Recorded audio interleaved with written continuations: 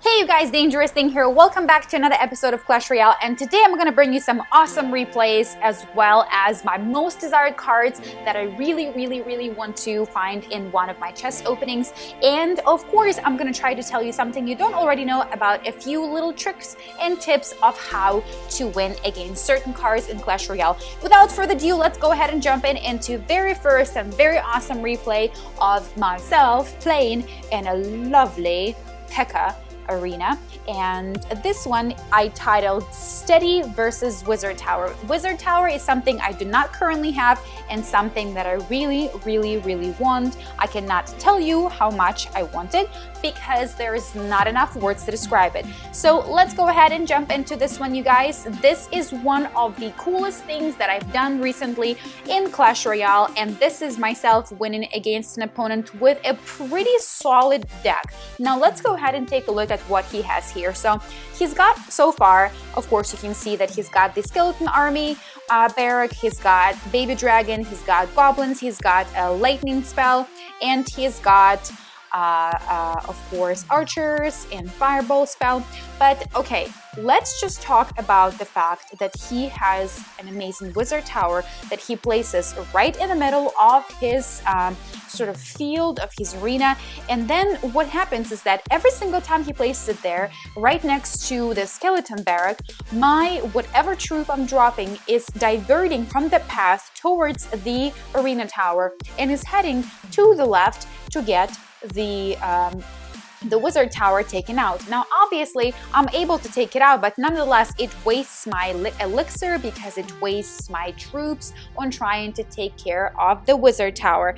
Now this is what I could not believe, and I still cannot believe. Look at that, my opponent also has a hog rider, and someone like myself without a hog rider, without lightning spell in this particular deck, without a freeze spell, and without a wizard tower is able to walk away with 1 crown. I know this is not a 3 crown attack, but come on, let me tell you, this is still pretty freaking amazing because I didn't think this was actually going to be a victory at all. But then, you know, steadily and surely I was dropping the right combo of cards. And one of the mistakes that I'm making here that I want to show you and you should pay attention to is that I made a mistake of dropping my giant and follow the giant by a witch one after another. And every time I did that, my opponent dropped the lightning spell that of course did not take out the giant, but certainly did take out the witch. So next time you're playing against someone who you know has the lightning spell, don't drop your giant and the witch or any troop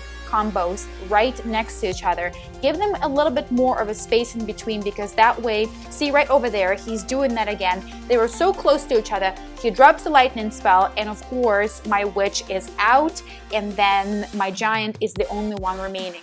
Now, like I said, I'm still able to head over to the wizard tower and the skeleton barrack and take it out, but it really is just so time consuming and so elixir consuming because it takes me a lot more to get to this 1 crown that it has ever taken me before, because I am just, you know, constantly prevented and constantly diverting my troops towards something else from the arena tower. So right over here, in just last couple of seconds, right before we go into an overtime, I am able to take out my opponent's arena tower, and right after we get extra 60 seconds, I am taking out his arena tower to get just 1 crown. Now, like I said, I know this is only 1 crown and it's not anything amazing, but 1 crown is better than no crown. And once again, just remember what you just saw when you're playing against someone with a lightning spell. Don't have your troops way too close to each other because you can just go ahead and lose them once your opponent drops 1 lightning spell. So this was a really awesome 1 crown that was just completely surreal to me. I didn't think I was gonna be able to get that, but luckily I did, because you know what? I do not want to drop back below 1100 trophies again. I really am enjoying the P.E.K.K.A. Ball much more than I did Barbarian Ball, and I think it's because I just played Barbarian Ball for so long that I just kind of got tired of it. Alright, let's go ahead and jump into the second replay, and this one I call Double Down on Witches. Double Down on Witches is one of my favorite strategies, and of course this one is a really powerful one when you are in the last couple of seconds of the game, you know, hopefully once you already hit the 2 times the elixir. And let's go ahead and take a look at this awesome game here. So this is another barbarian ball attack, and I'm just gonna go ahead and get steady and get going. Oftentimes, you know, when somebody starts playing against me and they're like, okay, cool, you know, enjoy the game or whatever, or well played, or things, or sending me crying faces, I'm just like, I have no time for this. I just want to win. I'm gonna concentrate. Now after the game I will say well played, thank you, whatever, but before the game you probably are not gonna get a reaction out of me. That's just because I'm trying to keep my cool and trying to keep my concentration. Okay, here is the awesome replay, you guys. I am going against Oscar MZ from Dark Ghost, and I am just dropping my favorite combo as always, the Giant and the Witch, and of course followed by a Knight. We're taking out one of the arena towers and heading towards the crown tower. Now this is where things get really awesome towards the end. I am supported by a, you know, girl power. I got myself my witch, I got myself another witch right over here. For just a split second I had 2 of them together, but then one of them got taken out by the crown tower, which is not a huge deal. And of course my wonderful musketeer helped me to get the 3 crown awesome attack. So let's go ahead and just talk about how awesome it is when you are going towards, you know, the crown tower takeout and you are in double the elixir, one of your witches is remaining, and you drop a second witch and they just like blaze it and take out the crown tower in no time. Totally awesome, right? So try that again, you know, try that sometime. Instead of going super defensive when you are going into a tie or something, just go ahead and drop 2 witches, you know, or rather 1 witch after another, and watch yourself getting the victory. That combo works for me most of the time. I feel like, you know, half the time, even more than half the time, whenever I try that, I always win. All right, let's go ahead and jump into a third replay here. I call this one Minions on Prince. This one is really cool because you guys know how much I really wanted to get the Prince. Back in the day, I was all about, where is my Prince? Where is my Prince? And then guess what? I got the Prince and I barely been playing him because, you know, once you figure out ins and outs of a card, and that's just how it works in every single game. Once you figure out a little bit of a strategy, you know exactly what to do to counter that strategy. You know exactly what to do to take out the Prince now. For instance, we all know that all you gotta do to take out the Prince is, you know, drop barbarians, drop minions, drop anything that has numbers attached to it, right? Don't just drop a Knight in front of the Prince, because that's probably not gonna work out very well. Drop barbarians, drop minions, drop goblins, you know, basically, you know, the power in numbers. And this is just another replay that really shows you that sometimes, you know, even if you have a really powerful card, just because we all already know how to crack that card and how to go ahead and protect yourself against Prince, it just worked out for me really well. And he didn't really do super well, given that he had Prince and Dragon and Musketeer and Witch. You know, he had a really solid deck. So I really was sort of thinking that this was not going to be a 3 crown for me. I thought we were going to be, you know, either even or I'm going to actually lose this one. But right towards the end of the game, he makes a few really major mistakes when he drops his Prince. You will see it in just a second.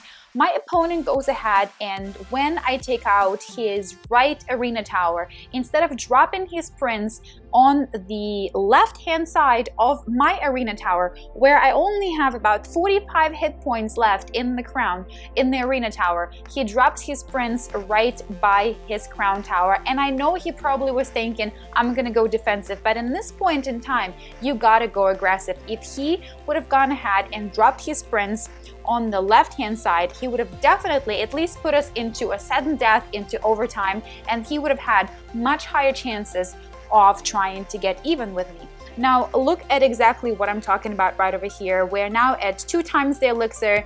He drops his awesome dragon. I have my air defense troops coming in. I have my witch and I have my minions. My minions are going to most likely separate. That's what they usually do, and you saw it right over there. And then he goes ahead and he drops his Prince right over here. Check that out. Now, why he did that, I don't understand. He also dropped his goblins, but I am with a witch and I have my, you know, I had my barbarian, so he didn't even, you know, do anything at all with the prince being dropped right over there. It was a complete waste of elixir, if you ask me, and I think he could have done much better if he would have just placed him on a left-hand side of one of my arena towers. And here we are finishing up the crown tower with just a few more hits from my lovely combo of doubled musketeers. So that was a really easy attack, you guys, and this just goes to show that no matter how good of a deck you have, if you make few little mistakes or if you're just a little bit sloppier than you usually are, or just sloppy period, you know, it doesn't matter how good of a card you have or how good of a deck you have, your opponent can probably take you down. Now, this is not to tell you that I don't lose. Obviously, if you look at my replay, you know, if you look at my replay activity log, you will see that I lose quite often. Well, I guess I haven't been losing that often. I've had a lot of draws lately, and well, I lost at least 2 times in the most recent history. But as I was telling you guys, it's all about just learning a few tips and tricks here and there, and hopefully by watching these videos you can see for yourself that, you know, there are a few things out there that you can do that will almost always guarantee you a victory. And of course, as always, I'm gonna end it with my wish list. I wish in my next chest opening episode to get a freeze spell and a wizard tower. Now let's go ahead and pray to our Clash Royale gods and hope that that is going to happen. Until then, you guys, Dangerous Thing is out.